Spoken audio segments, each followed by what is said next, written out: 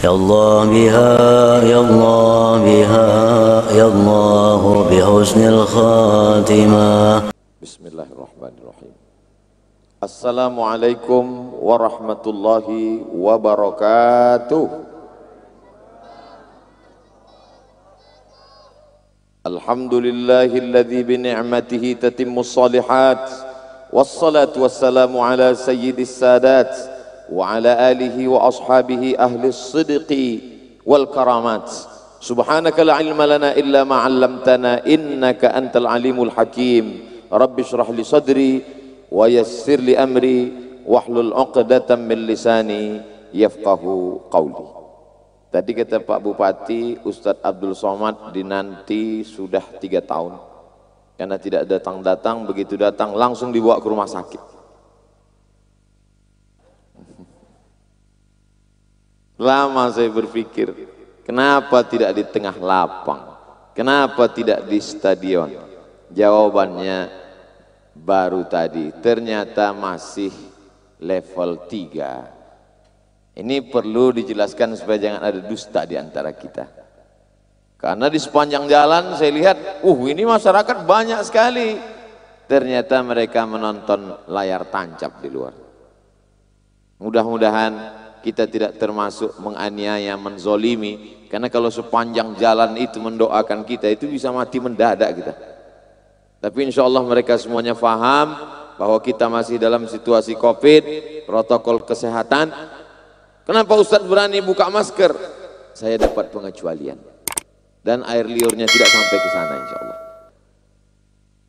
Jamaah yang dimuliakan Allah Subhanahu wa Ta'ala, saya sebelum maju ke depan sudah mohon izin ke Guru Syairazi, mohon izin Guru, ke Habib juga saya mohon izin Habib, setelah itu ke Pak Bupati, Wakil Bupati, Bapak Ketua DPRD, Bapak Kapolres, Bapak Kajari, Bapak Ibu hadirin hadirat, Ketua Majelis Ulama Indonesia, tak dapat saya sebut satu persatu. Insya Allah semua yang hadir maupun tidak dapat hadir tapi tetap mengikuti program kita pada malam hari ini dimuliakan Allah Subhanahu wa Ta'ala. Amin ya Rabbal Alamin. Rumah sakit, bahasa Arabnya mustashfa. Inilah terjemahan yang salah sampai hari kiamat. Mustashfa diambil dari kata istashfa, dari kata syifa, artinya minta sembuh, minta sehat. Mustashfa, rumah di tempat itu orang akan sehat. Diterjemahkan menjadi rumah sakit. Yang datang sehat, pulangnya mati. Akan tetapi kita sudah terlanjur salah, maka kita lanjutkan sajalah kesalahan itu. Oh, tidak bisa begitu Pak Ustadz, istilahnya mesti dirubah. Terserah, tapi sudah besar-besar dibuat rumah sakit umum daerah. Sebelum datang saya tanya-tanya ibu direktur rumah sakit tadi, katanya rumah sakit umum daerah Hasan Basri ini berbasis syariah. Ibu, betul Pak Ustadz? Apa bedanya syariah dengan tidak syariah? Apakah kalau yang syariah masuknya assalamualaikum, kalau tidak syariah welcome? Assalamualaikum, selamat kamu, sehat kamu. Tapi kalau tidak syariah welcome, well bagus, come datang, datangnya bagus, pulangnya nggak ada jaminan. Ternyata bukan itu letak syariahnya. Katanya rumah sakit berbasis syariah ini radikal, Bu. Orang bisa takut datang. Apa sebetulnya makna syariah itu? Ustadz Somad, kalau orang berada di rumah sakit, siapa yang jamin bahwa selimutnya, alas kasurnya itu suci dari najis? Lama saya terdiam. Iya juga. Betapa banyak selimut kena kotoran, kena air najis, kena, tak layak disebut di sini. Nanti hilang selera makan kue kota. Betapa banyak kotoran najis, lalu kemudian karena sibuk saudara kita banyak pekerjaan, dimasukkan ke mesin cuci, lalu kemudian dimasukkan deterjen, lalu kemudian mesinnya bergerak, selesai kering, jemur, pakai lagi. Sholat pasien di atas karena dia tidak bisa pergi ke musola. Sholatnya tidak sah. Bersih tapi tidak suci. Betul juga. Pernahkah itu terpikir oleh umat? Pernahkah orang berpikir sampai ke tempat alas, tempat tidurnya, selimutnya? Orang tidak memikirkan itu. Inilah berbasis syariah. Jadi kalau ada orang mengkhawatirkan rumah sakit berbasis syariah, saudara-saudaraku yang non muslim pun kalau mengetahui hakikat ini dia akan senang. Kenapa? Karena ternyata selimutnya, alas kasurnya, tempat tidurnya itu bukan sekedar bersih tapi suci dari najis. Siapa yang tidak senang suci bersih? Kenapa ini tidak dibilas? Kan ada tulisannya Pak Ustadz, sekali kucek tanpa bilas. Memang dia bersih, tapi dia belum tentu suci. Dan orang yang sholat di atasnya, maka sholatnya tidak sah. Ini bukan hanya terjadi pada kasus selimut dan sampul kasur di rumah sakit. Ini juga pada baju koko kita.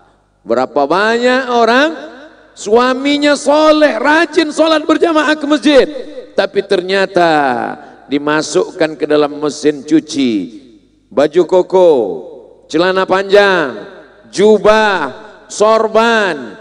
Dia lupa ada juga celana anak yang di situ bekas air najis, kotoran masuk dalam satu tempat, airnya tidak sampai 2 kula, dimasukkan deterjen, berbuih, keliling, berputar. Setelah itu masukkan dry, pengering. Setelah itu jemur, selesai, dipakai. Allahu Akbar.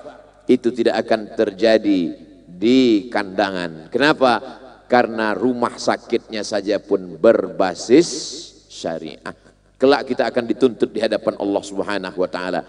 Kajian saya di rumah sakit, yang tepuk tangan kalau tak serentak tak usah. Mohon maaf, jangan tersinggung. Walaupun saya tausiah di kandangan di rumah sakit umum daerah Hasan Basri berbasis syariah, tapi insya Allah kajian kita malam ini streaming, ditonton semua orang dari dunia sampai akhirat. Dan ketika direktur-direktur rumah sakit menonton ini, ternyata wahai bapak ibu direktur rumah sakit, kau akan dituntut di hadapan Allah Subhanahu wa taala. Berapa pasienmu yang tidak sah salatnya? Berapa pasienmu yang kotor, bernajis? Berapa? Besok pagi banyak yang mengundurkan diri jadi direktur rumah sakit. Di mana letak radikalnya? Letak radikalnya kerasnya adalah suara Abdul Somad menggelegar. Oke, kita buat suara yang slow bisa. Kenapa suara Ustadz makin menggelegar malam ini? Ada 2 alasan. Yang pertama, sound systemnya mantap. Yang kedua, karena serangan dari ketupat kandangan. Jamaah yang dimuliakan Allah, itu ikan haruan jangan macam-macam. Orang baru melahirkan makan ikan haruan cepat sembuh. Kalau tidak percaya, datang ke kandangan. Saudaraku yang dimuliakan Allah Subhanahu wa taala, berpikirlah kita, apakah rumah sakit itu berada di bawah kekuasaan kepala daerah, bupati, wali kota, gubernur? Ya, rumah sakit umum daerah berada di bawah kekuasaan bupati, kepala daerah, gubernur, wali kota. Kelak mereka pun juga akan dituntut di hadapan Allah Subhanahu wa taala. Kenapa pasienmu tidak sah salatnya? Dia sudah berwudu, dia sudah suci, dia sudah mandi, tapi ternyata lupa bawa sajadah, dijadikannya tempat kasur sebagai sholat, dijadikannya alas tempat tidur sebagai alas, ternyata dia najis, dia kotor. Maka setiap amal perbuatan kita dihadapkan dan dinilai di hadapan Allah Subhanahu wa taala. Faman ya'mal mithqala dzarratin khairan. Loh, kenapa yang menjawab di atas? Rupanya kamera. Jamaah yang dimuliakan Allah Subhanahu wa taala.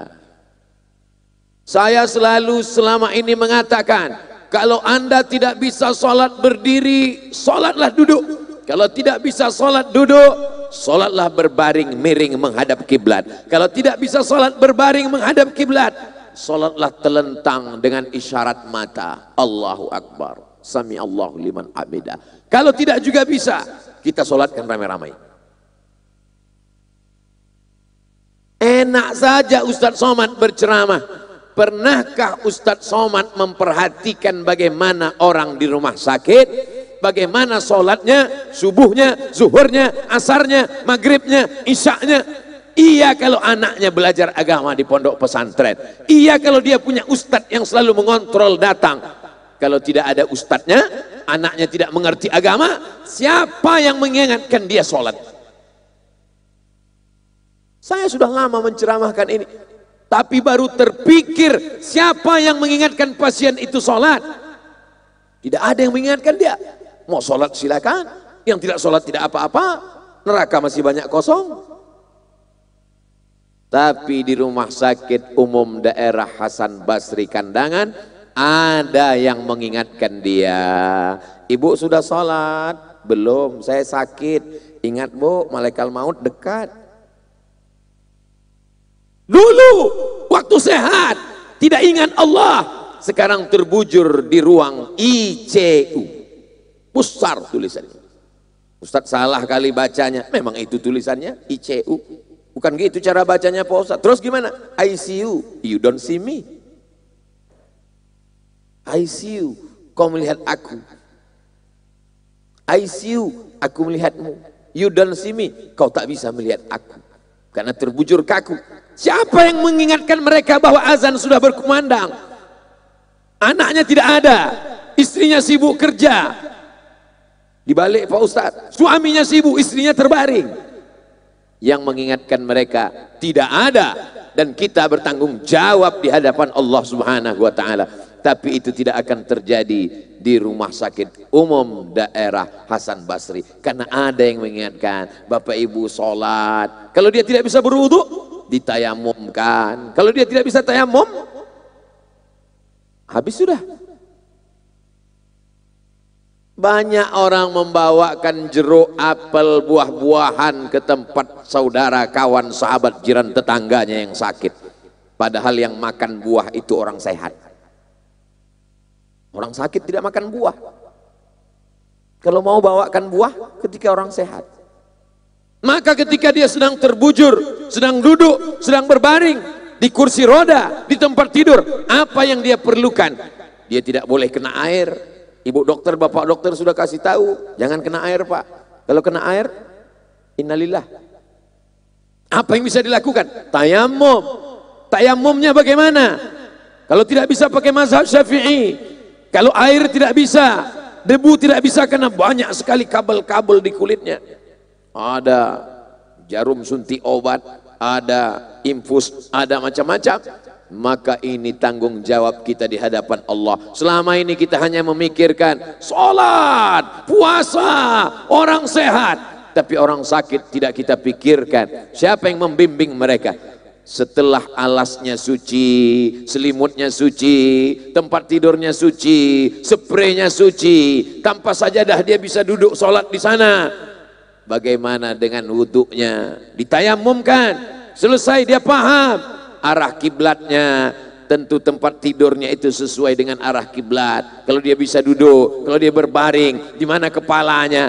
Muncul masalah. Ternyata mereka maaf, beribu maaf, tidak bisa ke toilet. Dia pakai kateter atau keteter.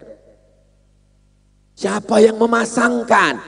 Pernahkah ibu berpikir? Pernahkah bapak berpikir?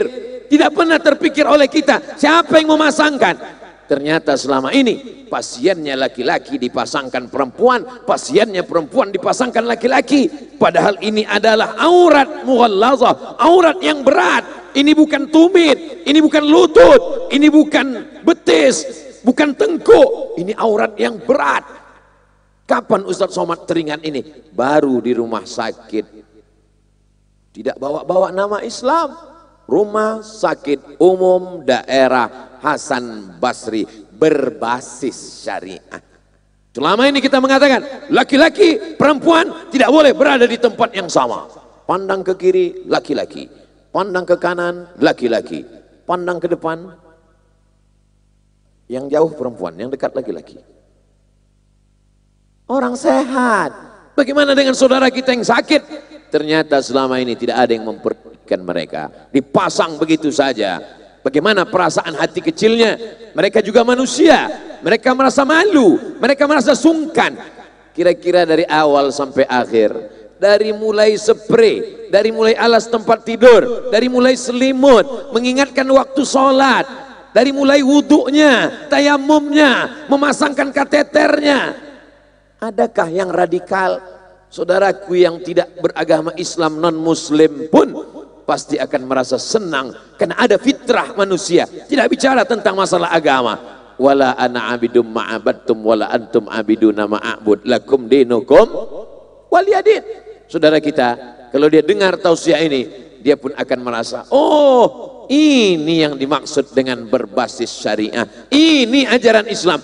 Selama ini kita berkata, ya ayyuhalladzina amanu, hai orang beriman, udkhulu fis silmi, masuklah ke dalam Islam kafah. Salatnya sudah Islam, puasanya sudah Islam, hajinya sudah Islam, zikirnya sudah Islam. Bagaimana dengan pelayanan di rumah sakitnya? Ternyata belum melaksanakan ajaran Islam. Semua akan dituntut di hadapan Allah Subhanahu wa ta'ala. Kalau yang menuntut kita cuma 1, 2, 3 orang, insya Allah yang nuntut Abdul Somad ini tidak banyak, cuma 4 tetangganya, depan 1, belakang 1, kanan 1, kiri 1, selesai. Makanya saya kalau selesai ceramah tausiah, di akhir parti saya katakan, apakah jamaah memaafkan segala silap salah Abdul Somad? Maaf, kata jamaah. Selesai. Lebih baik saya minta maaf di kandangan daripada mencari mereka di padang mahsyar. Belum tentu jumpa, belum tentu ketemu. Tapi ada orang-orang yang aniaya, tidak peduli pada pasien, tidak ada kepedulian, tidak ada perhatian. Kelak kau akan dituntut, wahai kepala daerah, wahai bupati, wahai wali kota, wahai gubernur, wahai direktur rumah sakit. Solat mereka, wuduk mereka, tayamum mereka, alas tempat tidur mereka, selimut mereka, puncaknya adalah pada saat malaikat maut datang. Hadis Nabi, pesan Rasulullah SAW, laqinu mautakum, talqinkan, bisikkan ke telinga orang yang akan meninggal dunia. Telinga sebelah kanan, la ilaha illallah. Man kana akhiru kalamihi la ilaha illallah. Siapa yang akhir kalamnya la ilaha illallah, dakhalal jannah. Man qala la ilaha illallah Muhammadur Rasulullah, dakhalal jannah. Itu yang selalu kita katakan malam Jumat selesai salat, afdhalu dzikri fa'lam annahu la ilaha illallah, la ilaha illallah, la ilaha illallah. Selesai itu apa kita katakan? Kalimatu haqqin, kalimat hak. Alaiha nahya, dengan itu kita hidup. Wa alaiha namutu, dengan itu kita mati. Wa biha nub'asu, dengan itu kita akan dibangkitkan di padang mahsyar. Maka pada akhir hayatnya, selama ini dia tidak pernah menyambut suara azan, asyhadu an la ilaha illallah, kata masjid, dia tidak peduli dengan azan. Selama ini kalau ada iqamat, asyhadu an la ilaha illallah, dia tak peduli dengan iqamat. Selama ini kalau ada guru-guru berzikir, dia tak peduli dengan zikir. Akhir hayatnya di rumah sakit, dia mesti diselamatkan. Ternyata pada detik-detik terakhir itu tidak ada yang bisa menyelamatkannya. Istrinya wanita karir, sibuk, anaknya sedang rapat di luar kota, tetangganya semuanya hanya mengirimkan di wall Facebook, innalillahi wa inna ilaihi rajiun. Tetangga yang lain tinggal mengaminkan, amin, amin, amin, amin, amin, amin. Satu pun tak ada yang menjenguk. Pernahkah kita terpikir siapa yang akan menyelamatkan kita di saat iblis datang beserta setan-setan menawarkan air?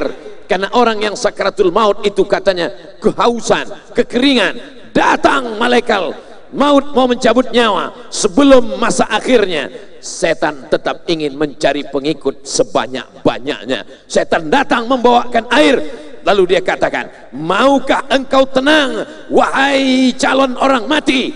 Mau. Kalau mau tenang aku kasih air ini. Syaratnya, syarat dan ketentuan berlaku. Apa? Follow me, ikut aku. Tapi ketika di situ ada yang membacakan Yasin, Yasin wal Qur'anil Hakim, innaka laminal mursalin la tuqra'u fi amrin asirin. Orang yang sulit, orang yang susah, berat saat sakaratul maut dibacakan surat Yasin, illa yassarahullah, maka Allah mudahkan dia. Pernahkah kita terpikir saudara kita yang terbaring terbujur kaku di rumah sakit itu, siapa yang membacakannya Yasin, siapa yang membisikkan talqin ke telinganya? Kita hanya datang melihat sudah meninggal dunia. Pernahkah saat-saat genting itu terpikir oleh kita? Iya kalau ada anaknya sekolah pesantren, iya kalau ada ustadz yang menjenguknya, iya kalau istrinya solehah, kalau tak ada yang peduli, sendiri menghadap Allah Subhanahu wa ta'ala. Tidak terjadi di rumah sakit umum daerah Hasan Basri Kandangan. Kenapa? Ada yang membimbingnya saat sakaratul maut. Maka siapa yang kira-kira tidak punya pembimbing saat sakaratul maut, segeralah datang ke rumah sakit. Bukan itu maksud Ustadz Abdul Somad. Terlalu jauh orang dari Pulau Sumatera kalau mau selamat sakaratul maut mesti datang ke rumah sakit, transit dulu di Jakarta, baru sampai Cengkareng udah mati duluan. Maka apa yang ada di rumah sakit umum ini bawa dari Sabang sampai Papua, selamat mereka. Hai Bapak Bupati, hai Bapak Gubernur, hai Bapak Wali Kota, hai Bapak DPRD, tidak ada kepentingan, hanya sekedar menyelamatkan. Abdul Somad hanya ceramah berkata-kata, tapi ada mereka yang tidak ceramah, mereka diam, tapi amal mereka menjadi inspirasi buat seluruh rumah sakit di Indonesia. Bahkan dimanapun berada, kalau dia dengar malam ini, karena ceramah ini tidak hanya sekali ini, tetap bisa diulang-ulang lagi di channel Ustadz Somad Official. Subscribe, like, share, and comment. Saudara yang dimuliakan Allah Subhanahu wa ta'ala, seumur-umur saya ceramah belum pernah cerita tentang ini di rumah sakit. Baru sekali ini. La ta'murunna bil ma'ruf, ajak orang berbuat baik, wala tanhauna 'anil munkar, larang orang dari perbuatan mungkar. Perbuatan ma'ruf, menyelamatkan orang di akhir hayatnya. Tapi dia tidak Islam Pak Ustadz, yang non muslim. La ikraha fid din, tidak ada paksaan dalam agama. Bu dokter, Bu direktur, bagaimana kalau pasien ini non muslim? Kita panggil pendetanya Pak Ustadz, kita panggil pastornya Pak Ustadz, kita panggil biksunya Pak Ustadz, kita panggil bikunya Pak Ustadz. Kita tidak mau merusak orang lain, kita menyelamatkan umat kita. Tidak ada paksaan dalam beragama. Apa yang dikhawatirkan? Di mana letak radikalnya? Di mana letak kerasnya? Pesannya lembut, tapi suara Ustadz Somad menggelegar. Oh kalau gitu kita lembutkan. Di mana letak radikalnya? Saudara yang dimuliakan Allah Subhanahu wa ta'ala, ajaran Islam jangan hanya tinggal di buku saja. Ada orang yang sakit mesti diselamatkan di akhir hayatnya. Di mana? Dalam kitab Anu halaman sekian, juz sekian. Orang yang sedang sakit tidak bisa berwudu, dia mesti tayamum. Di mana dipraktekkan? Dulu pernah. Hari ini aku bisa lantang berkata, orang yang sakit diselamatkan, orang yang tidak bisa berdiri boleh sholat duduk, terbujur di rumah sakit tidak ada keluarga, dia tetap ditolong.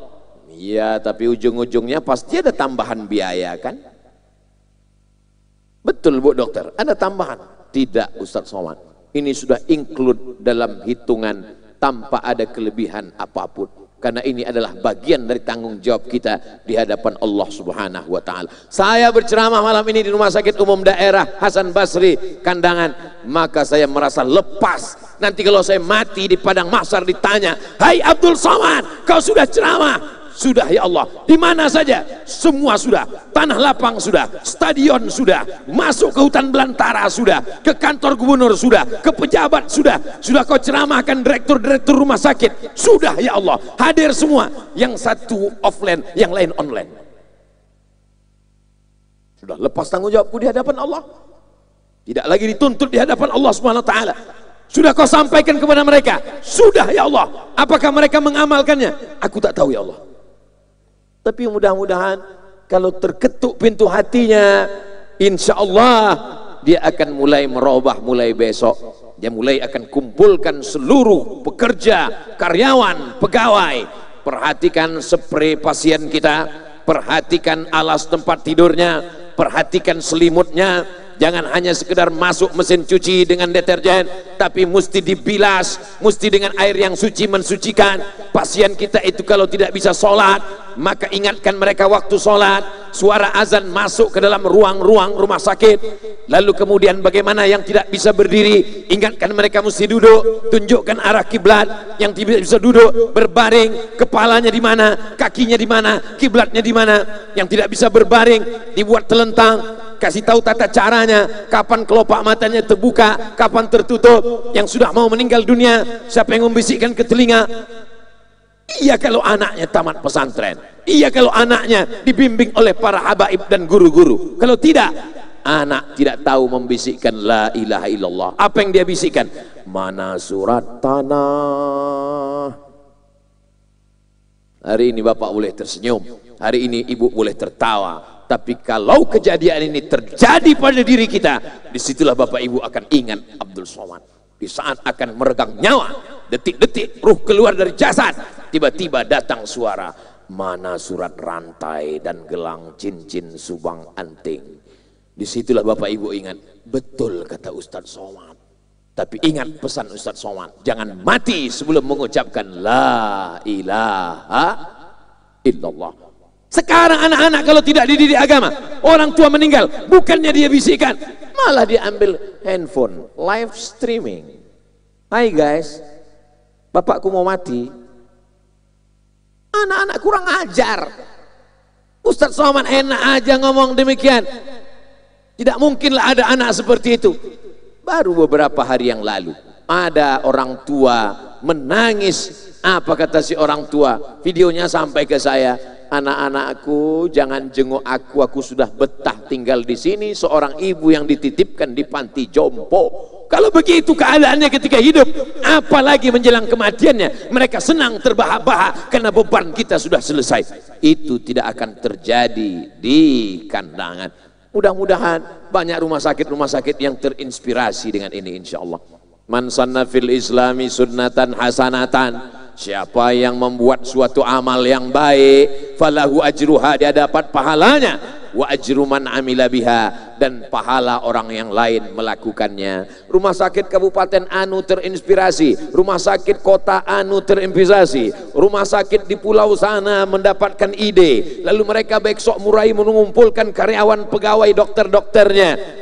Pahalanya mengalir setetes dua tetes ke makam kubur Abdul Somad. Tentu yang paling banyak ke direktur rumah sakit, dan yang paling banyak lagi ke bupati, wakil bupati, kepala daerah, kepala dinas, kepala badan, kepala kantor yang ada kepala maupun tak berkepala. Saudaraku yang dimuliakan Allah, jabatan tidak lama, paling lama 2 periode, itu pun kalau tidak datang KPK. Tapi yang kau buat, yang kau perjuangkan ketika ada kekuasaan, itulah yang akan menolong di hadapan Allah Subhanahu wa ta'ala.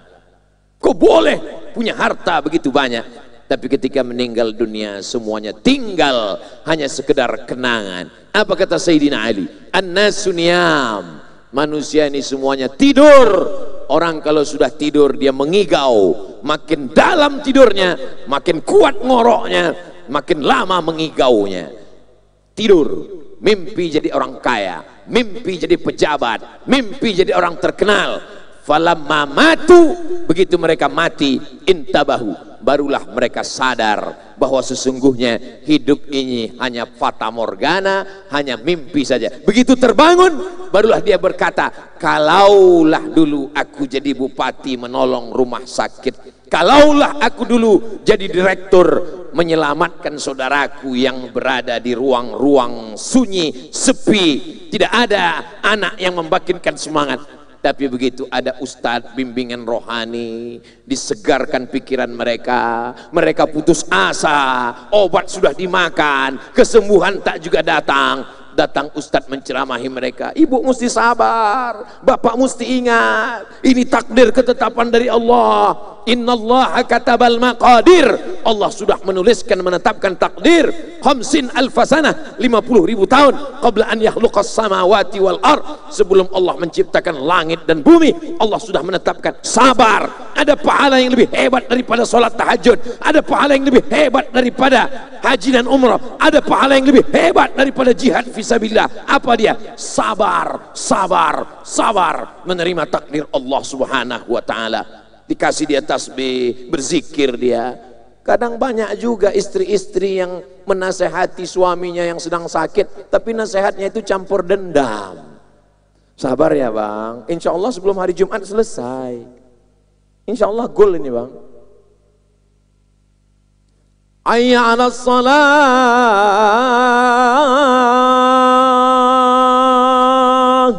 Suara azan berkumandang dari masjid, dari musola rumah sakit. Sayup-sayup suara masuk ke jendela. Meleleh air mata suami. Mau sholat, istrinya dendam. Itulah dulu waktu sehat nggak mau, sekarang rasakan mampus kan. Tapi kalau pembimbing yang tenang, maka dia azankan, dia bantukan. Kalau kurang jelas bacaannya, dia ajarkan begini bunyi Fatihah yang benar. Ini tanggung jawab kita semua di hadapan Allah. Saya malam ini nampaknya berceramah, tapi sesungguhnya saya sedang mengingatkan diri saya sendiri. Selama ini berapa pasien yang kau jenguk dalam sebulan, Abdul Somad? Berapa orang yang kau selamatkan sholatnya, sakratul mautnya? Teguran buat saya pribadi, teguran buat kita. Ternyata selama ini kau hanya ceramah pada orang sehat. Selama ini kau ceramah hanya di kantor, di tanah lapang, di TV, Abdul Somad. Pernahkah kau ceramah mengingatkan mereka yang sakit? Pernah? Kapan? Dulu. Lupa sudah tahun berapa. Selesai tausiah di masjid, dibawa ke rumah sakit. Ustaz Somad, masih bisa kami bawa ke rumah sakit? Oke, I am coming. Begitu sampai di rumah sakit, baju Ustadz mesti diganti. Wow, sama seperti ceramah di kandangan, baju mesti diganti, sasirangan. Warnanya pun mesti sesuai dengan pentas.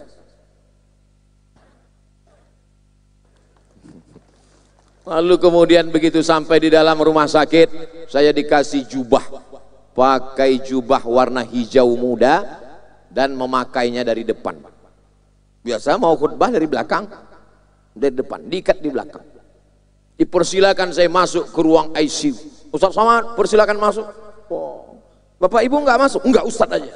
Begitulah mereka menghormati dan memuliakan Al-Mukarram Ustaz Abdul Somad. Masuk saya ke dalam. Ternyata disitulah penyakit menular semua. Masuk saya ke dalam, didekatkan dengan pasien, telinganya sebelah kanan, saya bacakan doa. Bismillahirrahmanirrahim dengan nama Allah yang maha menyembuhkan. Bismillahirrahmanirrahim dengan nama Allah yang maha mencukupkan. Bismillahirrahmanirrahim dengan nama Allah yang maha menunaikan janji. Bismillahirrahmanirrahim dengan nama Allah yang menyehatkan. Isfi mardana, sembuhkan saudara kami yang sakit. Syifaan ajilan, sembuh yang segera. La yughadiru saqaman, tidak akan sakit untuk selamanya. Bismillahirrahmanirrahim dengan nama Allah yang maha agung dan mulia. Bismillahirrahmanirrahim Rabbil arsyil azim, pemilik aras yang mulia. Isfi mardana, sembuhkan saudara kami. Adhibil ba'sa, hilangkan sakit duka laranya. Meleleh air matanya, menangis dia. Saya bingung. Saya tanya dokter, Pak dokter, sini sebentar. Iya. Kenapa dia menangis? Dia selama ini ketika sehat, kalau jumpa Ustadz dia akan salam Ustadz, dia cium tangan Ustadz, dia akan peluk Ustadz. Sekarang dia tidak bisa merespon Ustadz, tangannya tidak bisa bergerak, tersenyum pun dia tidak bisa. Satu-satunya respon dia adalah air mata, Pak Ustadz. Air matanya, dia mengenal suara Ustadz. Apakah dia mendengar saya, Bu Dokter? Dia mendengar Ustadz, karena di dalam telinganya ada seperti keong, Pak Ustadz. Dan dia tetap mendengar walaupun dia sedang koma. Dan dia mengenal suara Ustadz. Yang datang ini adalah suara Ustadz Abdul Somad. Meleleh air matanya. Maka pada saat itu Ustadz sudah menyelamatkan dia.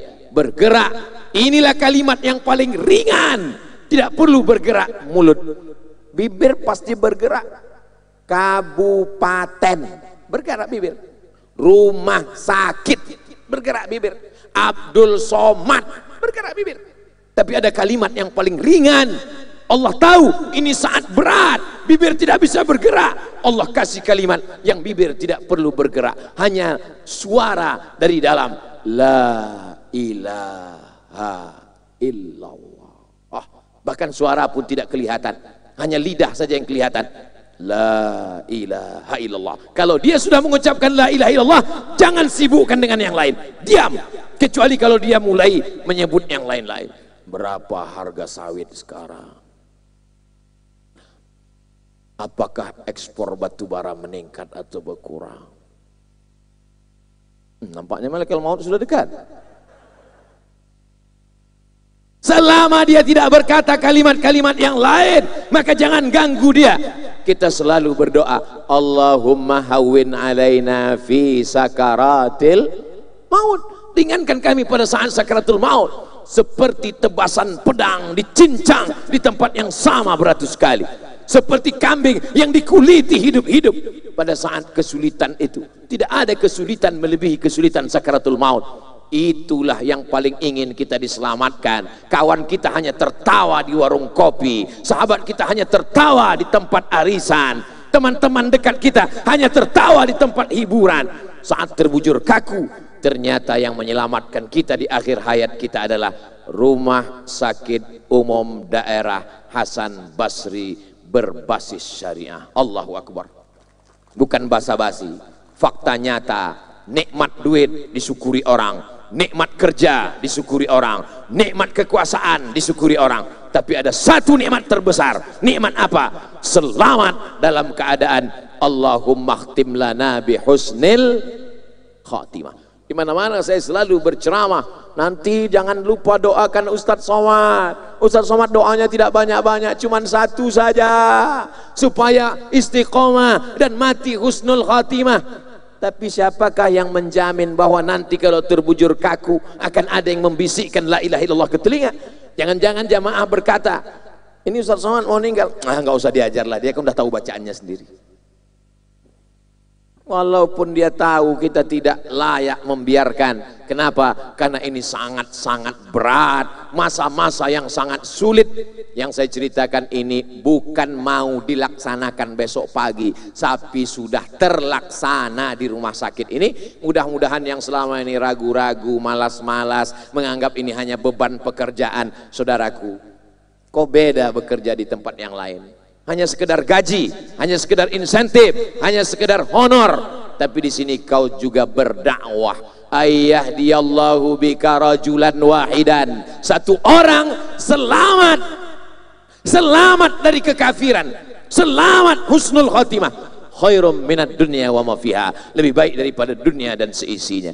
Di saat-saat gentingnya itu, yang menyelamatkannya bukan al-mukarram ustadz, yang menyelamatkannya bukan alim ulama, tapi yang menyelamatkannya adalah seorang perawat, seorang dokter, seorang pekerja, karyawan di rumah sakit. Tapi dia selalu dididik, nanti kalau ada orang meninggal, bisikkan. Tapi yang sakitnya memang sakit mau menjelang sakaratul maut. Adapun yang demam-demam biasa, jangan. Jangan gara-gara ini nanti besok ibu ketika suami as-salatu khairum minan naum, bang nggak ke masjid, sakit ini, la ilaha, dia mungkin ngantuk sebentar lagi. Jadi jangan gara-gara ini semua mau bisikkan saja. Lahirnya dibisikkan la ilaha illallah, matinya juga dibisikkan la ilaha illallah. Orang kandangan lahirnya dibisikkan la ilaha illallah, pasti, jangan khawatir. Orang kandangan matinya dibisikkan la ilaha illallah, insya Allah jangan khawatir, karena rumah sakitnya berbasis syariah. Yang dikhawatirkan adalah dari garis lahir ke garis mati. Nah, ini yang kita mengkhawatirkan. Tapi insya Allah saya kalau di kandangan tidak khawatir. Kenapa? Karena ada dua tiang yang kokoh, tiang kanan, tiang kiri, sehingga atap bisa tegak berdiri. Tiang kanan guru kapuh, untuk almarhum guru kapuh. Al-Fatihah. A'udzubillahi minasyaitonirrajim. Bismillahirrahmanirrahim. Alhamdulillahirabbil alamin. Arrahmanirrahim. Maliki yaumiddin. Iyyaka na'budu wa iyyaka nasta'in. Ihdinas shiratal mustaqim, shiratal ladzina an'amta 'alaihim ghairil maghdubi 'alaihim waladdallin. Amin. Tiang satu lagi adalah Syekh Sayyidi Syekh Guru Syairazi. Saya sudah datang kedua, tempat bertumpu kabupaten, tempat bertumpu masyarakat Kandangan. Saya sudah berziarah, saya sudah melihat, oh baru saya paham kenapa di sini orangnya religius. Dari mulai tengah kota sampai pinggir kota, sampai lewat pasar, sampai kami tadi ke tepi sungai, sampai naik Balanting. Setiap lewat, Ustaz, saya tanya, ini nampaknya jadwal kita bocor. Kenapa jamaah tahu semua saya kemari? Padahal kita mau diam-diam masuk ke dalam. Masya Allah, kenapa mereka mencintai bukan ulama besar? Yang mau mereka tunggu ini ulama besar. Tiba-tiba yang datang Ustadz kurus. Datang bukan dari Jazirah Arab, bukan dari Mesir, bukan dari Riau, Pulau Sumatera. Ustadz Utan. Ustadz Abdul Somad ini awalnya masuk hutan, keluar hutan, masuk hutan, keluar hutan, ceramah, difitnah, viral. Asal muasal. Jadi kalau hari ini saya ditanya, Ustadz mohon maaf nanti Ustadz kami akan bawa ke tengah sungai, lalu dari sungai nanti kita akan pergi menemui saudara-saudara kita, ini perjalanannya jauh Pak Ustadz. Dalam hati saya, ente aja nggak nonton, nggak punya paket 2 giga. Aku kan datang dari hutan, aku kan Ustadz hutan. Saudaraku yang dimuliakan Allah Subhanahu wa Ta'ala, baru saya paham kenapa masyarakat Kandangan religius, karena ternyata didampingi oleh para ulama. Kebetulan pagi tadi saya ziarah ke makam Sultan Suryansyah, lalu diperlihatkan ini makam Sultan, ini pendampingnya dari kerajaan Demak, ini makam anak Sultan, ini pendampingnya dari kerajaan Aceh, ini makam Sultan. Ternyata kenapa sultan-sultan itu soleh, takut kepada Allah, didampingi oleh para ulama, yang ulamanya juga takut kepada Allah Subhanahu wa Ta'ala. Insya Allah kalau negeri ini tetap seperti ini, baldatun thayyibatun wa rabbun ghafur. Pondok pesantren mesti kita support. Anak-anak yang sudah daftar pondok pesantren, alhamdulillah. Begitu saya tadi sampai ke pondok pesantren, Ustadz Somad nanti kita silaturahim, takziah ke keluarga guru Kapuh. Insya Allah bayangan saya ya paling 2-3 orang, ternyata seperti tablik akbar. Ustadz Somad nanti kita silaturahim ke Tuan Guru Sairazi. Insya Allah begitu datang, Masya Allah disambut. Barisan pertama, barisan kedua, barisan ketiga, barisan di atas, barisan di dalam. Masya Allah, tabarakallah. Yang sudah memasukkan anak ke pondok pesantren, alhamdulillah. Yang belum memasukkan, setelah malam ini dimasukkannya anaknya besok lusa, masih alhamdulillah. Yang sudah disampaikan tidak juga mau memasukkan, selamat anakmu menjadi pecandu narkoba. Tak ada alasan. Tidak ada alasan bagi orang Kandangan untuk tidak menyelamatkan anak-anaknya. Kenapa? Karena benteng pertahanan kita sayang kepada anak. Bukan disediakan satu kamar lengkap dengan laptopnya, lengkap dengan wifi-nya, lengkap dengan gadgetnya. Bukan itu sayang kepada anak. Sayang kepada anak, didik mereka untuk sholat berjamaah. Kita sibuk, kita tidak sempat. Ibunya wanita karir, bapaknya bisnismen, ketemunya susah. Maka benteng terakhir anak kita adalah pondok pesantren. Selamat pikirannya dari liberal, sekuler, komunis, ateis. Selamat dari aliran-aliran sesat dan menyesatkan. Maka insya Allah kalau mau melihat Kandangan tahun 2031, 10 tahun akan datang, maka lihatlah anak-anak SMP kelas 1 hari ini. SMP 3 tahun, SMA 3 tahun, S1 4 tahun, 2021 kelas 1 SMP, 2031 dia akan masuk tes seleksi CPNS, dia akan menjadi calon anggota legislatif, dia akan menjadi calon kepala dinas. Apa yang dilakukan anak muda hari ini, itulah yang akan terjadi di tahun 2030. 2040 mereka sudah berusia 40-50 tahun. 2040 bisa aja di Abdul Somad datang kemari karena mereka masih cinta pengajian. Tapi jangan sangka keadaan berbalik. Bisa saja mereka tidak lagi mengenal para alim ulama. Tergantung bagaimana kita bersikap pada hari ini. Tapi insya Allah tahun 2050 Ustaz Somad masih bisa lagi ke kandangan. Ketika saya kemari waktu itu Bapak Ibu udah nggak ada lagi, sudah selesai. Bapak Ibu yang dimuliakan Allah, semoga umur kita diberkahi Allah. Tidak ada yang bisa menjamin umur. Doa kita yang diajarkan Sayyidina Muhammad sallallahu alaihi wasallam, Allahumma ja'alil hayata ziyadatan li fi kulli khair. Kalau kau takdirkan aku masih hidup besok pagi, jadikanlah tambahan umur itu sebagai tambahan amal soleh ya Allah. Waj'alil mauta rahatan li min kulli syarr. Kalau kau takdirkan aku mati malam ini, biarlah kematian itu membuat aku berhenti dari segala perbuatan dosa. Orang beriman dia tidak terlalu takut dengan kematian. Kalau Abdul Somad mati malam ini, berhenti dari buat dosa. Kalau hidup besok pagi, masih bisa pengajian sebelum kembali. Besok pulang ke Pekanbaru, sebelum pulang masih sempat pengajian. Kalau masih hidup, jihad fisabilillah. Kalau mati, ya sholatkan. Saudaraku yang dimuliakan Allah Subhanahu wa taala, jangan paksa Allah untuk mengikuti kemauan kita.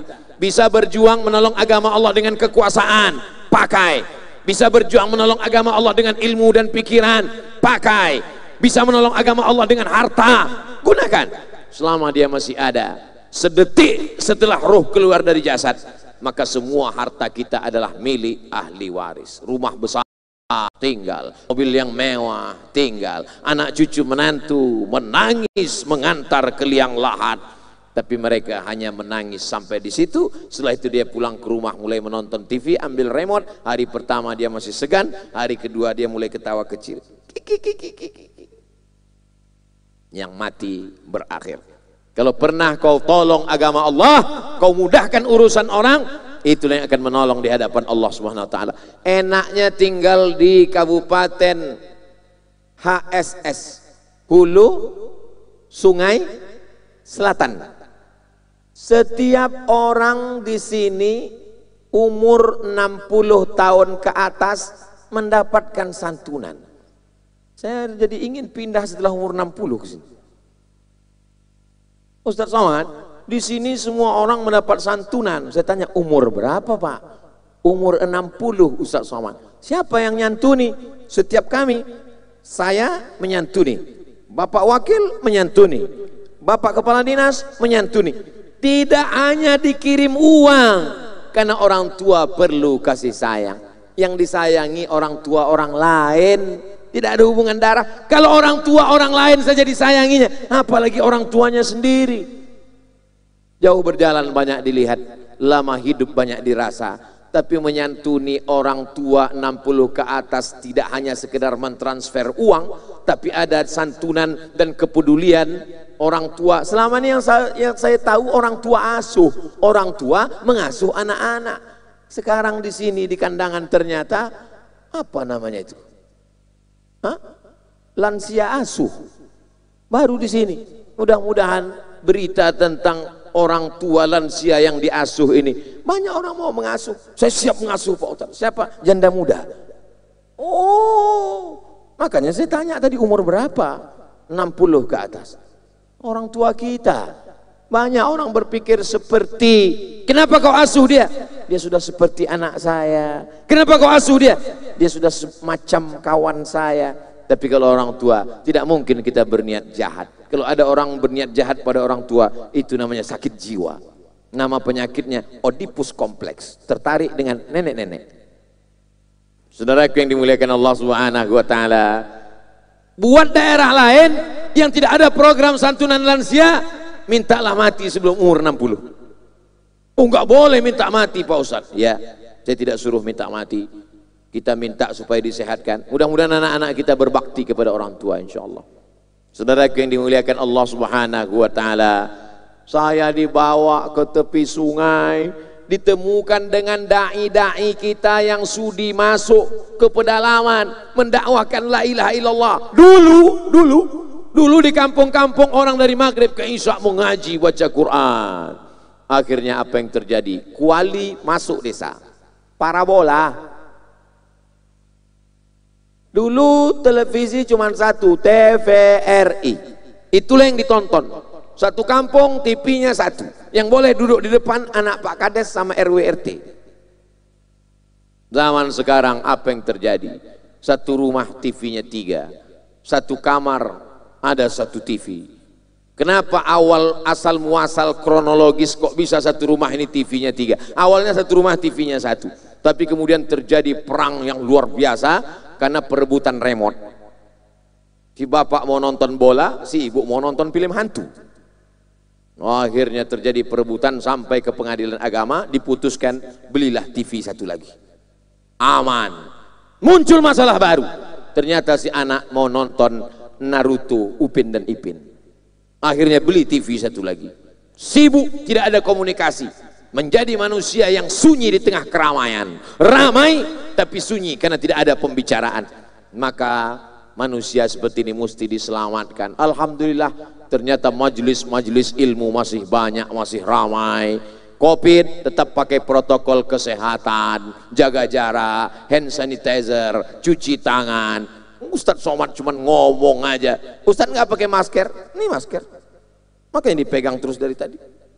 Saudaraku yang dimuliakan Allah Subhanahu wa taala, insya Allah negeri ini akan dijaga Allah selama kita beriman dan beramal soleh.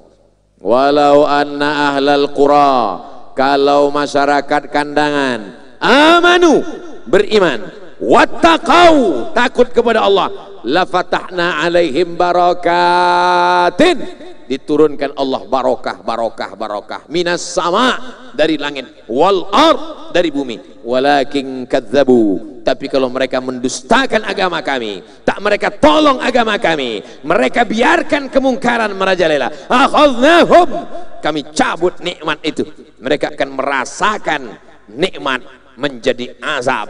Ini yang kita khawatirkan. Jadi kalau ada pemimpin masih peduli kepada rakyatnya yang sakit, rakyatnya yang tua, kita doakan supaya lahirlah pemimpin-pemimpin masa depan yang peduli kepada orang tua dan orang sakit, insya Allah. Amin.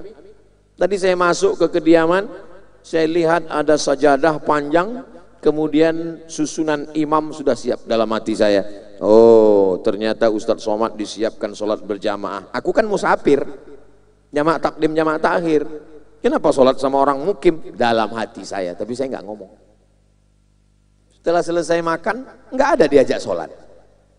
Ternyata sholat itu untuk hari Rabu pagi, pegawai, PNS, ASN, sholat berjamaah, subuh, membaca Al-Quran, dan setiap sepekan sekali khatam Al-Quran. Mudah-mudahan cerita dari kandangan terinspirasi pula bupati, wali kota dimanapun berada, dari Sabang sampai Papua, insya Allah. Selagi kau punya jabatan kekuasaanlah bisa melakukan itu. Kalau Ustadz Somad yang ceramah, bacalah Quran, bacalah Quran, orang nggak peduli, dia nggak takut. Ente siapa? Ente kan nggak punya kekuasaan.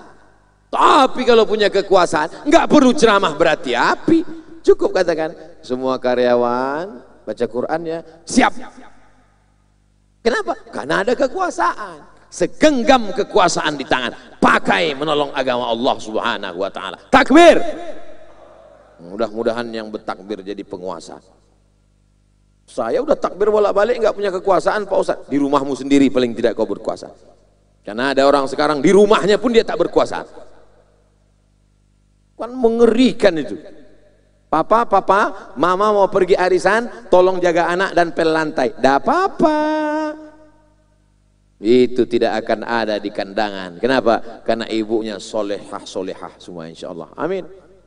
Ini kalau mau melihat ibu-ibu solehah nih, menutup aurat semua. Tidak ada yang nampak. Saya ceramah di tempat lain, nampak wajah pakai lipstik, pakai aksesoris, pakai plastik. Di kandangan tertutup semua gara-gara Covid. Tidak Pak Ustadz, sebelum Covid datang pun kami sudah menjaga aurat kami Pak Ustadz. Jamaah yang dimuliakan Allah Subhanahu wa taala. Ada atasan hanya mengurus gaji kita, yang penting kenyang, yang penting anaknya bisa sekolah. Tapi ini tidak. Bacaan Al-Qur'annya pun diurus, sholat subuh berjamaahnya diurus, zakatnya bayar, Badan Amil Zakat Nasional, Majelis Ulama Indonesia memperhatikan pondok pesantren. Inilah kekuasaan yang mendatangkan rahmat, karena banyak juga kekuasaan itu hanya mendatangkan laknat. Berkuasa itu enak, berkuasa itu tak lama, tapi hisabnya luar biasa. Yang menuntut nanti di padang mahsyar satu kabupaten. Berapa penduduk kita Pak Bupati? 200 sekian puluh ribu. Bayangkan yang akan menuntut, puasamu diambil, zakatmu diambil, hajimu diambil, zikirmu diambil, sholat berjamaahmu diambil. Gara-gara apa? Zalim dan aniaya. Qur'annya diperhatikan. Nikmat yang paling besar hari ini adalah pekerjaan. Pekerjaan yang paling besar hari ini adalah PNS. Kira-kira kalau ada anak lajang mau meminang anak gadis, yang satu bisnismen pengusaha, yang satu orang hebat, artis terkenal, yang satu PNS. Kira-kira yang diterima di antara tiga ini yang mana? Ku tahu yang kau mau. Pasti dalam jawabannya nggak dengar kita, karena memang perempuan itu nggak boleh jawab. Perempuan itu cukup diam saja. As-sukutu alamatur ridha. Anak gadis ditanya oleh bapaknya, bapaknya masuk ke kamar. Nah, itu ada 3 orang yang akan meminang engkau. Yang satu orang kaya, yang satu artis terkenal, yang satu PNS. Pilih mana? Dalam hatinya, yang nomor 3. Jadi kalau ada hadis mengatakan setelah meninggal dunia yang mengalir itu 3. Yang pertama shadaqatun jariyah, yang kedua ilmu yang bermanfaat, yang ketiga anak yang soleh.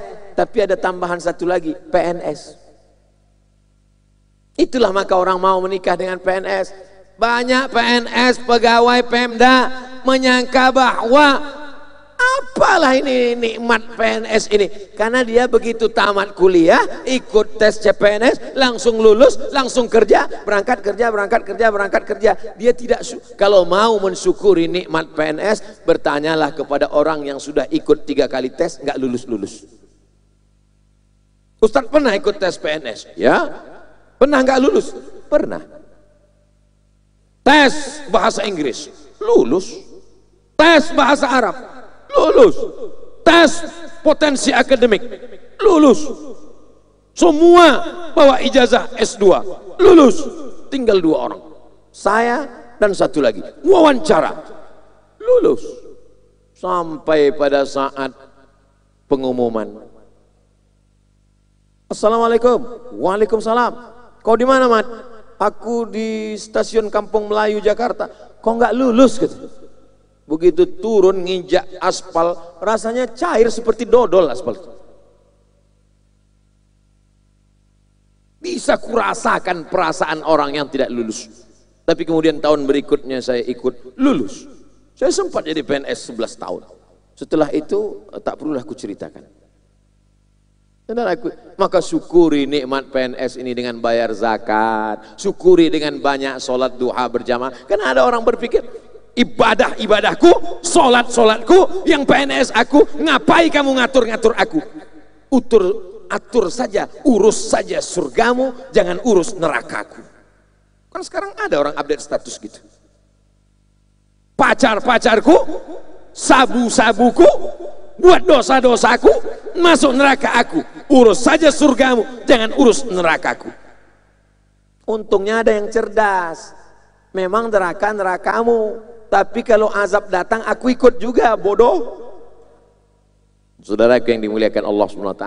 Jadi sesungguhnya kalau ada orang ngajak kita sholat berjamaah, ngajak kita baca Quran, ngajak kita khatam sepekan sekali, itu adalah nikmat besar. Masih ada orang yang peduli dengan jilbab kita, peduli dengan alas tempat tidur kita, peduli dengan saudara kita yang sakit. Sekarang peduli inilah yang tidak ada.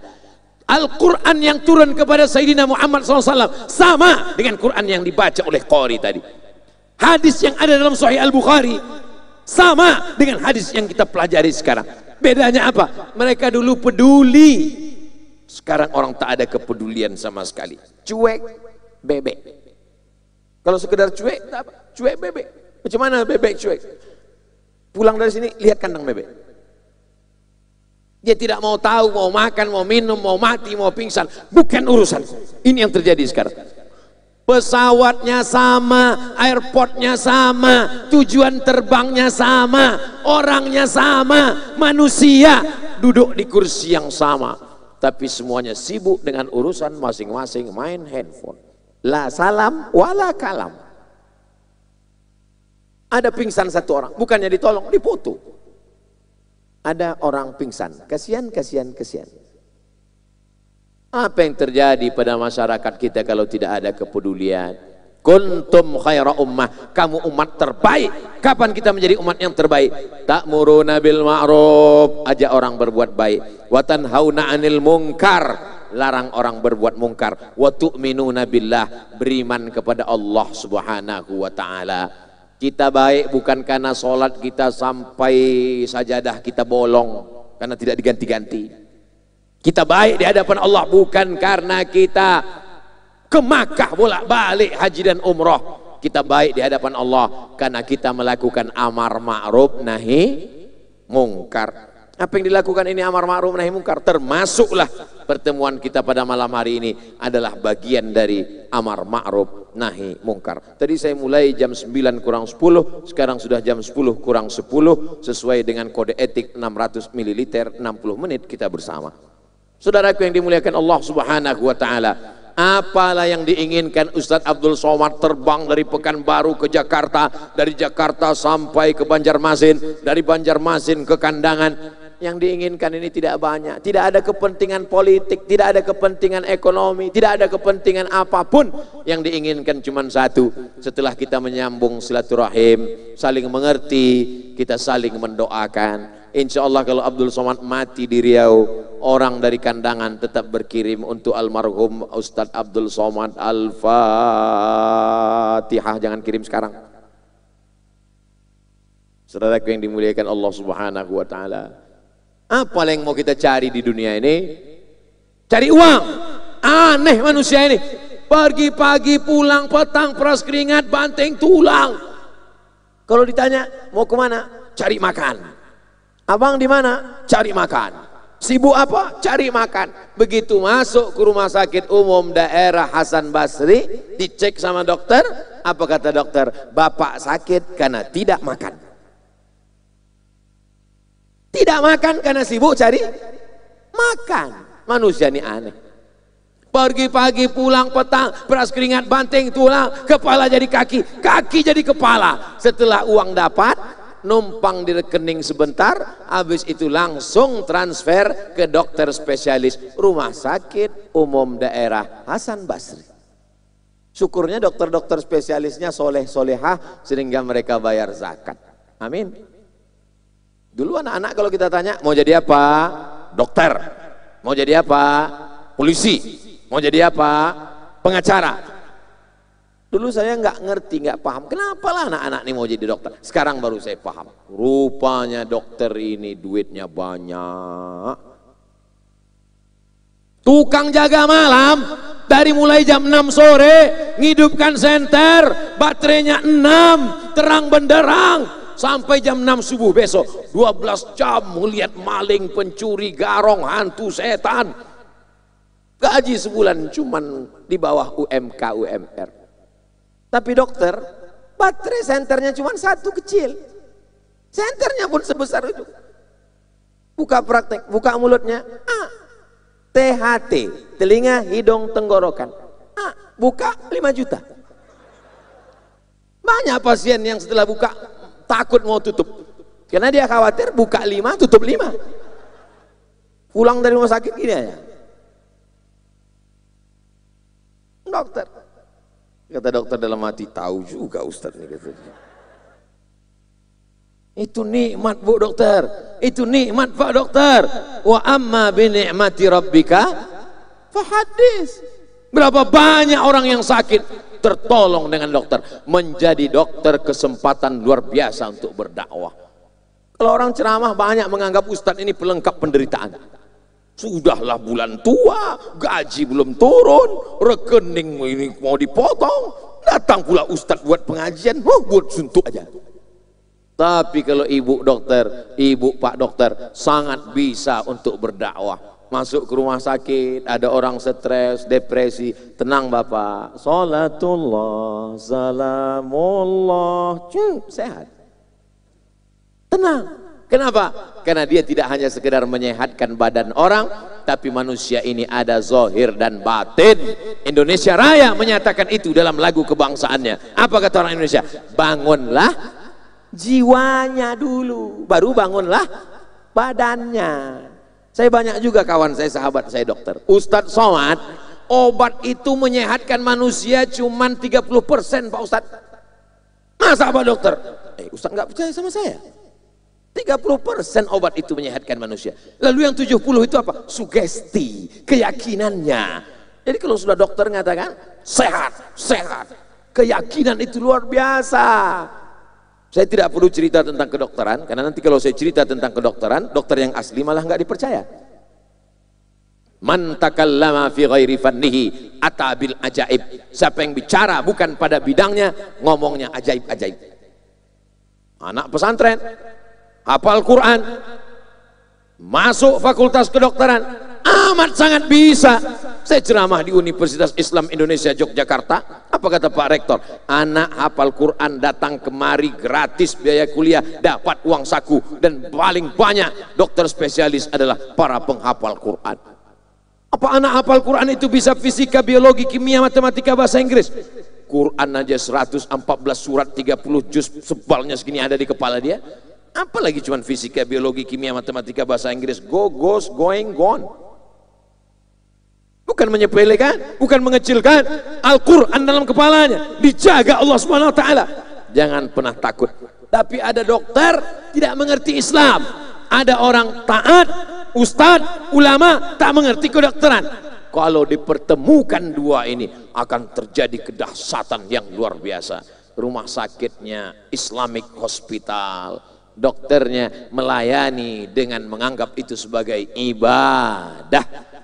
Masuk dia ke ruang tempat ibu-ibu hamil, orang sakit, bawa jarum suntik, semuanya stres, semuanya takut, semuanya galau, takut mati, takut sakit, takut. Tapi begitu datang ibu dokter, dia baca Bismillahirrahmanirrahim, Yasin wal Qur'anil Hakim. Tenang semua pasien, belum lagi disuntik kan udah sehat duluan. Apa kata ibu-ibu di situ? Masya Allah, kalau adalah anak lajangku kupinangkan dengan bu dokter. Kata ibu-ibu. Ada pula bapak-bapak di situ. Apa kata bapak? Masya Allah. Tak usahlah kita teruskan, nanti marah ibu-ibu itu.